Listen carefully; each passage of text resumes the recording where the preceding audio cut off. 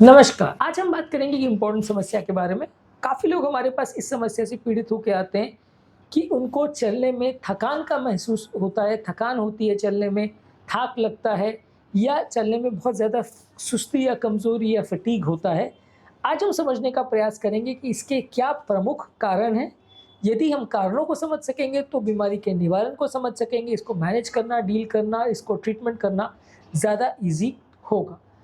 Topic पर जाने से पहले जो लोग हमारे चैनल पे नए हैं, उन्हें रिक्वेस्ट करूँगा कि चैनल को सब्सक्राइब करें, वीडियोज़ को ज़्यादा से ज़्यादा लाइक और शेयर करें। सबसे पहले अगर किसी व्यक्ति को थकान का अनुभव होता है या बहुत ज़्यादा कमज़ोरी महसूस होती है, चलने का मन नहीं करता, स्टैमिना कम हो जाता है, उसका सबसे इम्पोर्टेंट रीज़न है फिज़िकल डिकंडीशनिंग यानी स्टैमिना कम हो जाना।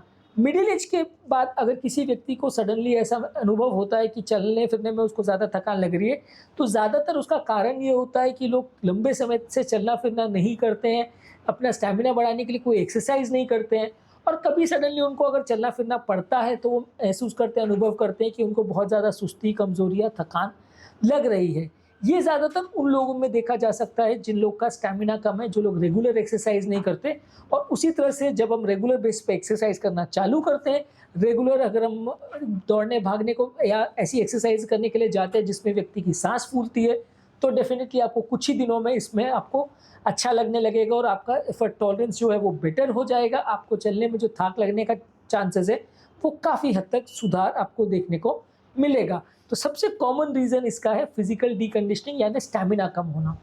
नेक्स्ट इम्पोर्टेंट रीज़न है पुअर न्यूट्रिशन यानी खुराक में अगर प्रॉब्लम हो। काफ़ी लोग का ये प्रॉब्लम होता है कि वो खाना-पीना लंबे समय तक नहीं अच्छा खा पाते, प्रॉपर न्यूट्रिशियस खाना नहीं खा पाते, विटामिन्स, मिनरल्स की कमी हो जाती है बॉडी में, प्रॉपर कार्बोहाइड्रेट्स, प्रोटीन्स नहीं रहते, या तो सिर्फ़ फैटी फूड खाते हैं या सिर्फ़ ऑयली जंक फूड खाते हैं। इस वजह से भी काफ़ी लोग को कमज़ोरी या थकान का अनुभव हो सकता है, क्योंकि कोई भी काम करने के लिए आपको एनर्जी देने के लिए प्रोटीन्स चाहिए, मसल को काम करने के लिए प्रोटीन्स चाहिए और साथ में कार्बोहाइड्रेट्स चाहिए। अगर आप ये प्रॉपर बैलेंस डाइट मेंटेन नहीं करते हो या मान लीजिए आप कोई फास्टिंग कर रहे हो या आप प्रॉपर खाना नहीं खा रहे हो इंटेंशनली, तो भी आपको बहुत ज़्यादा थकान का अनुभव हो सकता है। तो नेक्स्ट मोस्ट इम्पोर्टेंट चीज़ जिसका ध्यान रखने की ज़रूरत है, अगर किसी व्यक्ति को बहुत ज़्यादा थकान हो रही है कि उसका न्यूट्रिशन प्रॉपर हो रहा है कि नहीं, वो प्रॉपर खाना-पीना कर पा रहा है कि नहीं। इसके अलावा अगर कोई व्यक्ति प्रॉपर रेस्ट नहीं ले रहा है, तो भी उसको बहुत ज़्यादा थकान का अनुभव हो सकता है। ऐसा इसलिए है कि व्यक्ति को अगर रेस्ट नहीं मिलेगा तो उसकी मांसपेशियों को और उसकी मसल्स को प्रॉपर रिलैक्सेशन नहीं मिलेगा। जब वो काम करने की कोशिश करेगा, तो उसको ज़्यादा थकान लगेगी क्योंकि मसल्स में बहुत ज़्यादा लैक्टिक एसिड भर जाएगा, प्रॉपर उनको न्यूट्रिशन नहीं मिल पाएगा। इस वजह से आपको बहुत ज़्यादा कमज़ोरी का एहसास होगा। बीमारी के बाद भी कई बार ऐसा हो सकता है कि आपको रिसेंटली कोई बीमारी हुई हो, आप उससे उठ के अगर सडनली अपना दौड़ना-भागना वापस चालू कर देते हैं। फॉर एग्ज़ाम्पल रिसेंटली अगर आपको एंजियोप्लास्टी वगैरह हुई हो या रिसेंटली कोई हार्ट फेलियर के लिए आप एडमिट हुए हो, वैसे केसेज़ में भी हार्ट अटैक वाले पेशेंट्स में भी आपको सडनली अगर आप चलना-फिरना चालू कर देते हो, तो आपको बहुत ज़्यादा कमज़ोरी का अनुभव होगा। ऐसा इसलिए है क्योंकि उस समय आपका स्टैमिना भी कम होता है, बॉडी उस स्ट्रेस से या उस जो मेंटल और फिज़िकल प्रॉब्लम्स है, उससे निकल नहीं पाती है प्रॉपर्ली, इसलिए आपको तुरंत अगर आप सडनली बॉडी को ओवर स्ट्रेस करने की प्रयास करेंगे, तो आपको बहुत ज़्यादा कमज़ोरी या थकान का अनुभव होगा। इसके अलावा अगला कारण है कि अगर आप बहुत ज़्यादा ओवर ट्रेन कर रहे हैं, कई लोग क्या है वज़न कम करने के हिसाब से या स्टैमिना बढ़ाने के हिसाब से बहुत ज़्यादा दौड़ने भागने की कोशिश करते हैं, बहुत ज़्यादा एक्सरसाइज़ करते हैं। अब ये बहुत ज़्यादा एक्सरसाइज़ करते हैं तो दिन के बाकी टाइम जब आप एक्सरसाइज़ नहीं कर रहे हो, तो आपको थकान और कमज़ोरी का एहसास होगा, आपको बहुत ज़्यादा वीकनेस लगेगी, जो कि ओवर ट्रेनिंग की वजह से आपकी मसल्स में आने वाला फटीग की वजह से होगा। आपकी ओवरऑल परफॉर्मेंस या ओवरऑल कैपेबिलिटी बाकी दिन भर कम रहेगी, अगर आप किसी पर्टिकुलर टाइम में बहुत ज़्यादा एक्सरसाइज कर रहे हो।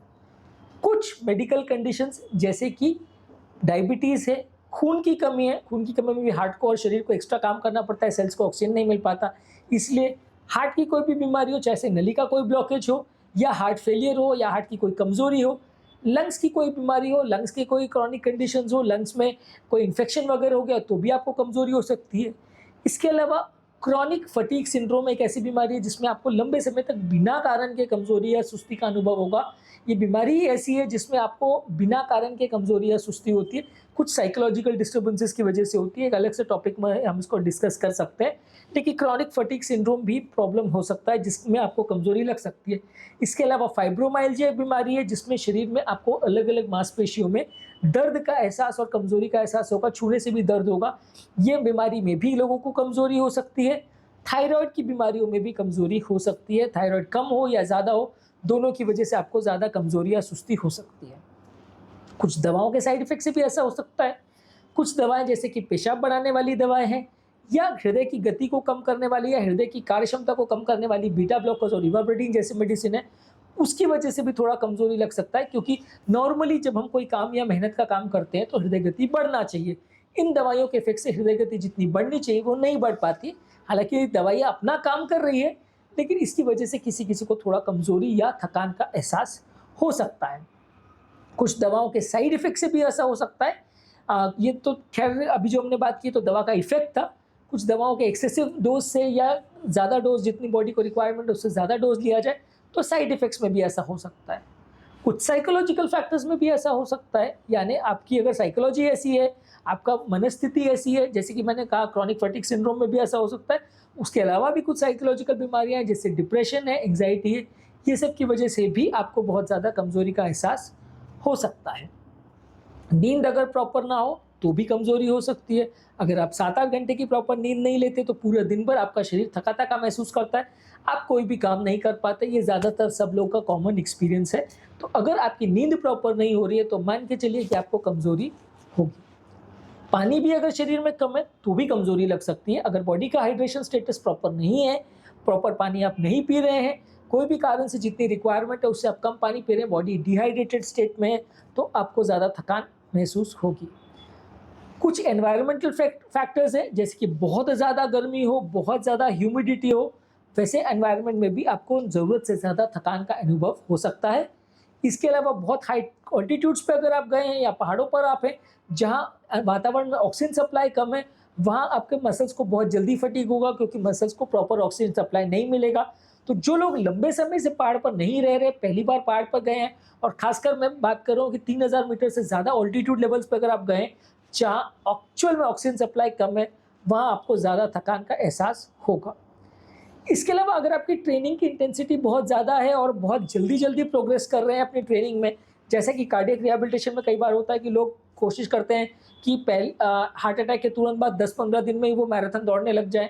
लोग इतनी जल्दी अपने ट्रेनिंग को जल्दी एडवांस करने की कोशिश करते हैं, वैसे लोग को भी ज़्यादा कमज़ोरी का एहसास हो सकता है, ज़्यादा उनको वीकनेस हो सकती है।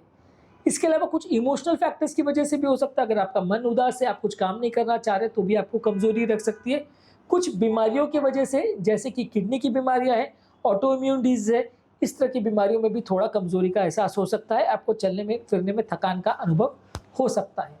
तो आज के टॉपिक का समरी ये है कि यदि किसी व्यक्ति को कोई ऐसी बीमारी है जैसे कि बीपी, शुगर, कोलेस्ट्रॉल है, ब्लॉकेजेस की बीमारी है, हार्ट की बीमारी है, लंग्स की बीमारी है, खून की कमी है, तो डेफिनेटली आपको थकान होगी।